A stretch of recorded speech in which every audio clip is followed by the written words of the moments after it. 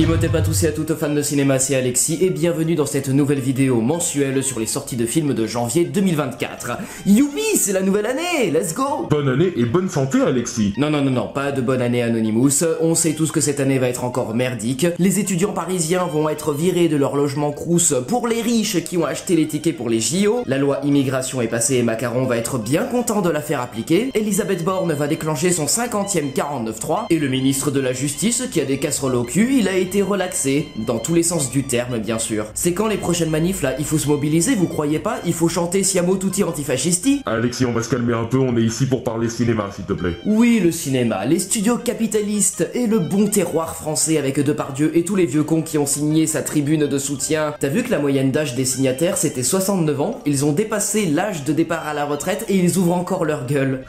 T'es désespérant Alexis. Non, je suis pessimiste, mais on va essayer de garder le sourire pour cette vidéo. Qui est en salle et sur plateforme pour le premier mois de cette nouvelle année, l'heure est venue de faire table rase de 2023, de démarrer un tout nouveau classement top et flop film et de retourner au cinéma après les fêtes. Et profitons d'avoir très peu d'alcool dans le sang, voyons ça tout de suite, lumière, moteur, ça tourne, action, et commençons tout de suite avec les sorties cinéma et plateforme. Le mercredi 3 janvier, la première grosse sortie de l'année 2024, c'est Priscilla, le nouveau film de Sofia Coppola, réalisatrice de Virgin Suicides, Lost in Translation et Marie-Antoinette, et qui va s'intéresser ici à la femme d'Elvis Presley qui la rencontre alors qu'elle est collégienne et que lui est déjà une star mondiale à 24 ans. Et pour interpréter le rôle titre, le cinéaste a fait appel à Kaylee Spaeny, une quasi-inconnue qui n'a joué que les seconds rôles, tandis que Jacob Elordi, qui lui joue Nate Jacobs dans Euphoria et que vous avez vu dans Saltburn, incarnera le King qui a fait de la vie de Priscilla un enfer. Dans un tout autre registre, on aura Night Swim, un film d'horreur sur une piscine hantée. Est-ce que c'est bon pour vous? L'histoire de Wyatt Russell, alias US agent dans le MCU, qui débarque dans une maison avec sa famille et qui souhaite utiliser la piscine du jardin pour sa rééducation face à une maladie dégénérative. Le problème, c'est qu'une présence hante la piscine et c'est pas une créature marine au vu de la bande-annonce, mais plutôt une forme humaine. Côté cinéma français, Iris et les hommes, le retour de la réalisatrice Caroline Vignal, à qui l'on doit Antoinette dans les Cévennes et qui retrouve Laure Calamy dans le premier rôle. Et pas n'importe quel rôle, mes aïeux! Celui d'une femme qui est en manque de cul avec son mari joué par Vincent Elbaz et qui décide de s'inscrire sur une appli de rencontre pour prendre plusieurs amants. J'ai vu le film, si elle s'était inscrite sur Fruits, son fruit serait la pêche. Voilà. Quoi de mieux que de dire ça? Direction le cinéma italien maintenant avec Moi Captain, le nouveau drame de Matteo Garrone à qui l'on doit le Pinocchio qui était sorti sur Prime Video en 2020. Un film sur le voyage de deux Sénégalais qui décident de quitter le Dakar pour l'Europe et vont devoir traverser le désert, résister face à des trafiquants et survivre à la traversée de la Méditerranée. Un film d'actualité bien sûr sur ces migrants qui risquent leur vie pour trouver une vie meilleure et le fait qu'ils obtiennent le Lion d'argent de la meilleure réalisation à la Mostra de Venise 2023 est un autre gage de qualité. Et ensuite on a d'autres plus petites sorties en salle. Le Plongeur sur un jeune gars accro au casino et qui trouve un job de plongeur dans un resto pour fuir les gens à qui il doit de l'argent, et Amour à la finlandaise où une meuf découvre que son mari la trompe et pour sauver son mariage, elle lui propose d'expérimenter le fantastique univers des relations polyamoureuses. Mais vous aurez aussi La S, Kobanutsu, Jeunesse le printemps et L'usine le bon, le abrut et le truand. Le jeudi 4 janvier, un tonnerre d'applaudissements s'il vous plaît pour le premier film SVOD de l'année avec Le Cercle des Neiges, un thriller dramatique de 2h20 signé Netflix et Juan Antonio Bayona, réalisateur entre autres de L'Orphelinat, Quelques minutes après minuit et Jurassic World 2 Fallen Kingdom. Et c'est un film sur un crash d'avion dans la cordillère des Andes. C'était en 1972, le vol 571 de l'armée de l'air uruguayenne transportant une équipe de rugby se crachait dans la chaîne de montagne et seuls 29 des 45 passagers ont survécu à l'accident et face aux conditions climatiques très difficiles, ils ont dû se résoudre à manger le corps des passagers morts. C'est tout bonnement du cannibalisme hein, et on ne peut pas leur jeter la pierre, perso tu me mets dans une température proche de l'ère glaciaire, on va dire 10 degrés Celsius, moi aussi je serais prêt à bouffer des potes, hein. Dis Anonymous, tu trouves pas qu'il fait un peu froid dans l'appart en ce moment? Non, t'inquiète pas, il fait assez chaud comme ça, hein. Je peux t'allumer le chauffage si tu veux, t'inquiète pas, la facture de gaz va faire mal, mais t'inquiète pas, on peut allumer le chauffage, hein. Je reviens. On reste sur Netflix le vendredi 5 janvier avec L'effet veuf, ou en anglais Good Grief, l'histoire d'un gars qui affronte le deuil de son mari avec ses deux meilleurs amis lors d'un week-end à Paris. Et on a de belles têtes au casting, Himesh Patel dans Yesterday, Luke Evans alias Gaston dans La Belle et la Bête, Arnaud Valois qui est le second rôle du film 120 battements par minute, et David Bradley alias Rusard dans Harry Potter et Walder Frey dans Game of Thrones. Et sur Amazon Prime Video, le film Faux, qu'on peut traduire par Ennemi en français, et c'est par le réalisateur de Lyon qui avait été nominé 6 fois aux Oscars en 2017. Un film où Saoirse Ronan et Paul Mescal sont en couple dans un drame dystopique où la relation va devenir tendue quand lui sera choisi au hasard pour se rendre dans une station en orbite tandis que elle sera surveillée sur Terre par un robot. La bande-annonce insiste sur un côté très auteur mais regorge de belles images donc ça me hype quand même un peu. Pour le mercredi 10 janvier, la seule grosse sortie américaine intéressante c'est Mean Girls, Lolita malgré moi. À la base, Mean Girls c'est un teen movie culte sorti en 2005 avec Lindsay Lohan, film adapté ensuite en comédie musicale à Broadway en mars 2018 par Tina Fey, la scénariste du premier film qui chapeaute aussi cette nouvelle version et cette fois c'est une adaptation de la comédie musicale qui était déjà une adaptation du premier film. Ici on suit une nouvelle élève qui côtoie les filles populaires du lycée qui se font appeler les plastiques, dirigées par leur queen Regina George et ses sous-fifres Gretchen et Karen. Jusqu'à ce que cette meuf ait un crush pour le gars de Regina et alors là ça va partir en sucette. Exit les clichés de l'époque sur la grossophobie, l'invisibilisation des personnages queer et sur le sexisme, la nouvelle version comédie musicale promet de raviver la flamme nostalgique tout en offrant une expérience inclusive et féministe. Bravo, tu as réussi à lire la page Wikipédia, mais je te félicite, tu es vraiment d'une très grande aide Alexis, tu sais ça. Et après on a que du cinéma français, Making of pour commencer, le nouveau film de Cédric Kahn à qui l'on doit le procès Goldman, et dans cette comédie on va suivre Denis Podalides comme réalisateur complètement dépassé par le tournage d'un film où le producteur fait des petites magouilles, où les acteurs sont totalement incontrôlables et où les techniciens sont à cran. Grève générale, grève générale, grève générale. Et sachez qu'au casting nous aurons aussi Jonathan Cohen, Emmanuel Berco et Xavier Beauvois. Ensuite Bonnard, Pierre et Marthe, un film français mélangeant biopic et romance par le réalisateur de La Bonne Épouse Séraphine et avec Cécile de France, Vincent Macaigne, Stécie Martin et Anouk Grimbert. Un film qui va retracer sur 5 décennies la vie du peintre français Pierre Bonnard, considéré comme l'un des plus grands peintres français du XXe siècle, et de son épouse Marthe de Méligny qui figure sur plus d'un tiers de ses tableaux impressionnistes. Et enfin Un silence, un drame franco-belge par Joachim Lafosse à qui l'on doit déjà Les Intranquilles. Le film suit Daniel Auteuil et Emmanuel DeVos au cœur d'un drame familial et où le réalisateur vient creuser encore plus loin la sphère familiale, son équilibre, sa tranquillité et ses failles. Et on a d'autres plus petites sorties en salle. Scrapper, comédie dramatique sur la classe ouvrière britannique et sur le père d'une jeune fille rêveuse de 12 ans qui refait son apparition. La vie rêvée de Miss Fran, comédie dramatique et romantique où Daisy Ridley n'a aucune vie sentimentale et sociale, qui reste coincée dans sa bulle et faisant des rêves bizarres jusqu'à l'arrivée d'un nouveau gars dans sa boîte et dont elle se rapproche. Et si seulement je pouvais hiberner, un drame mongol présenté dans la sélection Un certain regard du Festival de Cannes 2023 sur un jeune de quartier défavorisé qui jongle entre son avis de gagner un concours de sciences et sa famille. Mais vous aurez aussi La dernière danse et Prendre soin de la Terre. Vendredi 12 janvier, c'est la journée plateforme du mois. Sur Netflix, nous aurons En plein vol, ou en anglais Lift, par le réalisateur de Fast and Furious 8 et Men in Black 4 International. Aïe. Bah au moins ça annonce la couleur. Une comédie d'action sur un voleur d'œuvres d'art qui débarque à bord d'un avion en plein ciel pour voler un demi-milliard de dollars en or. Il devait travailler avec l'équipe de la Casa de Papel, fut un temps certainement. Et c'est avec Kevin Hart, Sam Worthington, Ben Gorman et Jean Reno. Et attendez, il y a aussi The Kitchen, co-réalisé par Daniel Kaluuya, qui est l'acteur principal dans Get Out et Nope de Jordan Peele. Ça se passe dans un Londres dystopique où richesse, pauvreté et nouvelles technologies cohabitent à une époque fictive où les logements sociaux n'existent plus dans la capitale, à l'exception du quartier de The Kitchen dont la communauté refuse de quitter les lieux et va mener une guerre contre les forces de l'ordre. Sur Amazon Prime Video, vous aurez Roleplay, un petit thriller d'action où la femme d'un couple mène une vie secrète de tueur à gages, un secret que son mari découvre lorsqu'il décide de pimenter leur relation avec un petit jeu de rôle. C'est très sexe tout ça. Alexis, tu te perds encore dans la sphère de la vie privée là. Oh oui, pardon, où est-ce que j'ai la tête? Peut-être entre tes jambes. Quoi, Koubé? T'es sérieux? On est en 2024 là, plus en 2023, grandis un peu. Oh putain, t'as tellement raison. Mais c'est pas grave, parce qu'il y a encore le coiffeur. Et sur Disney+, nous aurons Self-Reliance, une comédie slash thriller réalisée et avec dans le premier rôle Jake Johnson.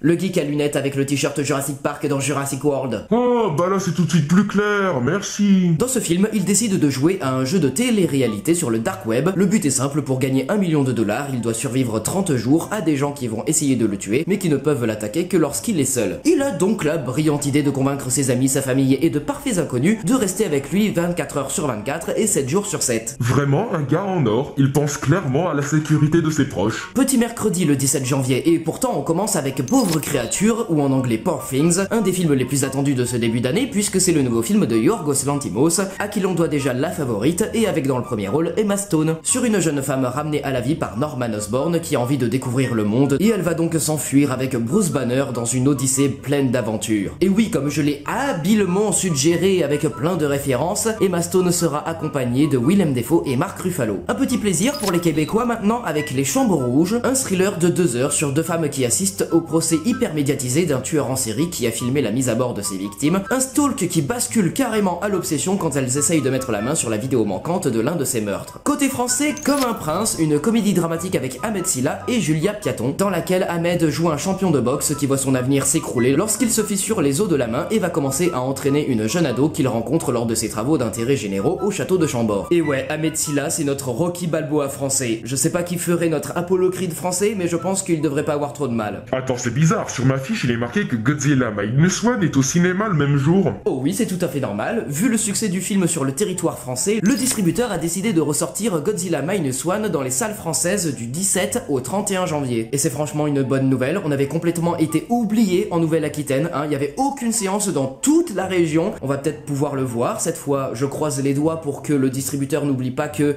il y a la région du sud-ouest qui existe en France. Et pour rappel, Godzilla vient détruire tout sur son passage alors que le Japon se remet à peine de la Seconde Guerre mondiale. Et c'est apparemment l'un des meilleurs films de l'année 2023. Je n'aurai malheureusement pas le temps de le mettre dans les top et flops quand il arrivera. On le mettra pas dans le classement de 2024 non plus, mais au moins on pourra le voir et j'ai vraiment très hâte. Et à côté de ça, on a d'autres plus petites sorties en salle. La Tête froide, un thriller dramatique français sur une femme qui va tenter de faire passer la frontière franco-italienne dans les Alpes sous la neige d'hiver à un jeune réfugié pour rejoindre sa petite sœur. Et Le Voyage en pyjama, un road movie sous fond de comédie dramatique et romantique avec un prof de lettres de 40 balais en vacances et qui va faire le tour des lieux de son passé pour savoir ce que sont devenus ses amis et ses ex. Mais vous aurez aussi Stella, une vie allemande, Animal, Primadonna, Si proche du soleil et Krisha et le maître de la forêt. Mais ce n'est pas tout, puisque sort aussi le même jour l'affaire de la mutinerie Kane, ou en anglais The Kane Mutiny Court Martial, un drame judiciaire qui va sortir directement sur Paramount Plus et qui est le dernier film de William Friedkin, qui est décédé en août dernier et qui est entre autres le réalisateur de L'Exorciste. Et ça va raconter l'histoire d'un officier de la marine américaine accusé à tort d'avoir orchestré une mutinerie contre son supérieur qui était instable en mer. Et dans le rôle de l'avocat qui doit défendre à contre-cœur le supérieur mais qui va se rendre compte qu'en fait c'est le méchant de l'histoire, et bien c'est Jason Clarke, dont les qualités d'orateur ont terrifié le créateur de la bombe atomique quand même, c'est pas mal sur le CV. Un très gros mercredi le 24 janvier, et pour cause, en premier nous avons Iron Claw, et écoutez-moi bien, c'est un biopic dramatique sur le catch et produit par A24.